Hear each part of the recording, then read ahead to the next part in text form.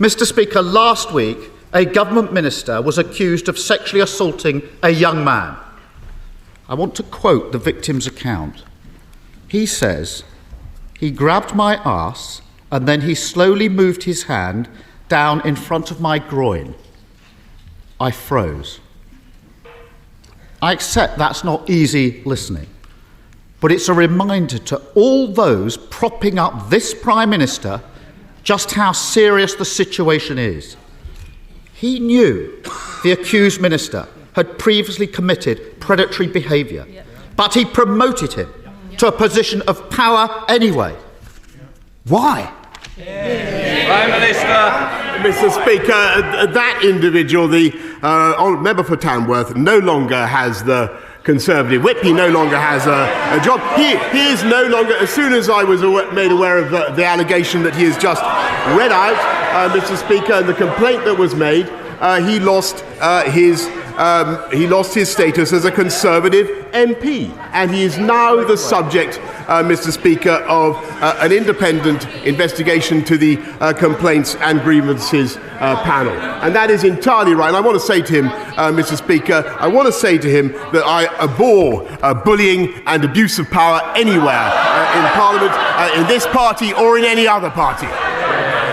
Keir Starmer. None of that explains why he promoted him in the first place. And we've heard it all before. We know who he really is. Before he was found out, he's reported to have said he's handsy. That's the problem.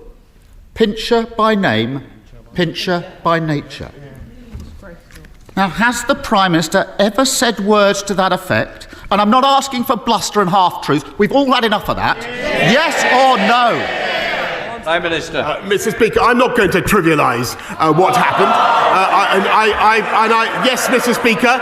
Yes, Mr. Speaker. I'm not, because there's very serious complaints have been raised against the member for Tamworth, and they're now being investigated, Mr. Speaker. It is true. It is true that a complaint was raised when he was in the Foreign Office, and the matter was resolved. It's absolutely true. It's absolutely true, Mr. Speaker, that it was raised with me. I greatly regret that he continued in office, and I've said that. I have said that before, Mr. Speaker. I have said that before, Mr. Speaker. But it is now the subject of an independent investigation, and that is the right thing, Mr. Speaker. And frankly, I think the people of this country would like also to hear. They would like also to hear about other jobs that are held by people in this country, not least the 500,000 people we got off welfare into work in the last 6 months alone, Mr. Speaker. Those are things that are making differences to the lives of people up and down the country, and I'm proud of it. Keir Starmer. No one's cheering that. No denial.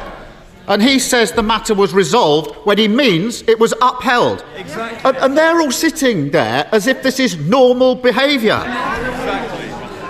When that young man reported his attack to a government whip, she asked him if he was gay. When he said that he was, she replied, "That doesn't make it straightforward." That comment will sicken anyone who's experienced sexual assault and then be made to feel like they somehow asked for it, or who worry that prejudice means their complaint won't be taken seriously. Will he apologise for those disgraceful comments on behalf of his government?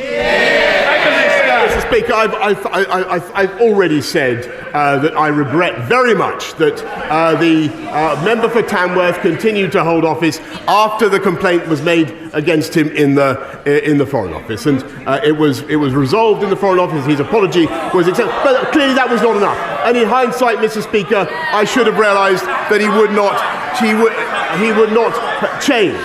However, when it came to the Friday of last week, and when I was given the information that he's read out about the complaint that was made against the honourable member, I acted immediately, Mr. Speaker, and I took the whip away from him. And we will not tolerate that kind of behaviour in this or any other party, Mr. Speaker. And what we also want to do is to help people up and down the country with the things that also matter to them, like cutting their taxes, Mr. Speaker, by £330 this year, which is what we're doing. Keir Starmer. Doesn't that just sum him up? Awful behaviour, unacceptable in any walk of life. It's there for all to see, but he ignores it. It was the same when his ally was on the take from the lobbyists. It was the same when his Home Secretary was bullying staff. It was the same when taxpayers' money was being abused. And it was the same when he and his mates parted their way through lockdown. Anyone quitting now, after defending all that, hasn't got a shred of integrity. Mr. Speaker, isn't this the first recorded case of the sinking ships fleeing the rat? Mr. Speaker, look, he talks about. He should hear what his lot say about him, Mr. Speaker. He talks about integrity. He wanted to install the member for Islington North into number 10, Mr. Speaker. That's what he wanted to do. Imagine what our country and what the world will be like now. He talks about integrity. He voted 48 times to overturn the will of the British people and take us back into the European Union. And by the way, listening to his muddled speech the other day, that is exactly what he would do again. Mr. Speaker, he talks about integrity, but Mr. Speaker, he has voted time and time again against sanctions on criminals that would put them behind bars. This is the government that is tough on... I'm sorry, he talks about integrity. He is himself facing a criminal investigation, Mr. Speaker, which he asked me to resign. Keir Starmer. What a pathetic spectacle. The dying act of his political career is to parrot that nonsense. And as for those who are left, only in office because no one else is prepared to debase themselves any longer, the charge of the lightweight brigade.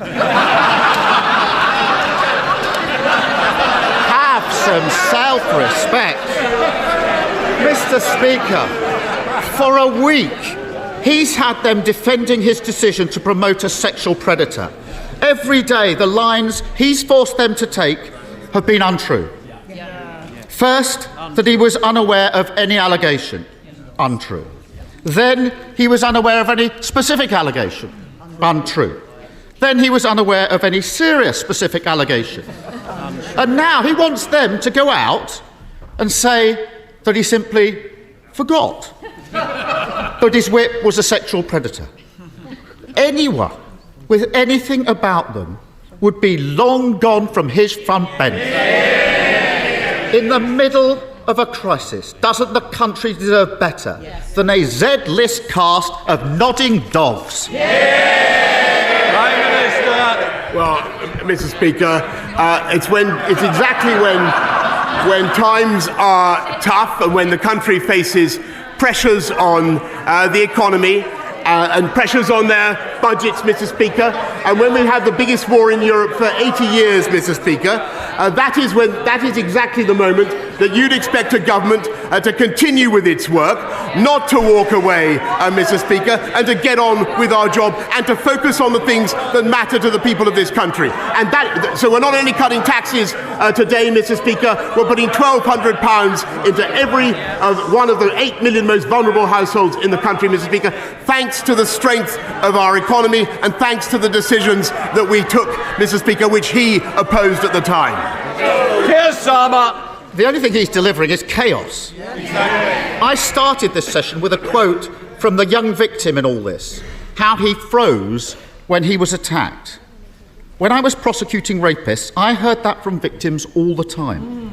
Victims said they froze because it's not about sex, it's about power. And the power the disgraced government minister had was handed to him by that Prime Minister. And he's only in power because he's been propped up for months by a corrupted party defending the indefensible. So it's no longer a case about swapping the person at the top. Isn't it clear? The only way the country can get the fresh start it deserves is by getting rid of the lot of them.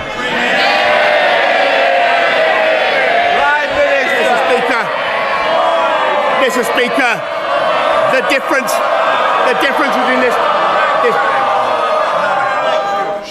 We've got to get through Prime Minister's questions. Prime Minister.